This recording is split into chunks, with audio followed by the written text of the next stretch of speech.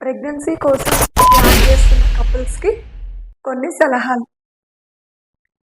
I'm doctor Sudha from Sudha hospital, Hyderabad. So క్లినిక్కి కొంతమంది ఇలా ప్లాన్ చేస్తున్నామని వచ్చినప్పుడు వాళ్ళకి కొన్ని సలహాలు ఇస్తాం. ఏంటంటే వాళ్ళ ఫుడ్ విషయంలో జంక్ ఫుడ్స్ పూర్తిగా అవాయిడ్ చేయండి. Walnuts, sunflower seeds and pumpkin seeds, flax seeds ఇటువంటివి ఎక్కువగా తీసుకోండి. వీటిలో ఒమేగా 3 ఫ్యాటీ యాసిడ్స్ ఉంటాయి.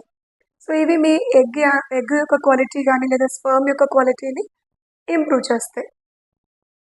స్లీప్ ప్రాపర్గా అట్లీస్ట్ 7 to 8 అవర్స్ ఉండేలా చూసుకోండి. ఎందుకంటే హార్మోనల్ సైకిల్స్ అనేవి డిస్టర్బ్ కాకుండా ఉంటే ప్రెగ్నెన్సీ అవకాశాలు పెరుగుతాయి.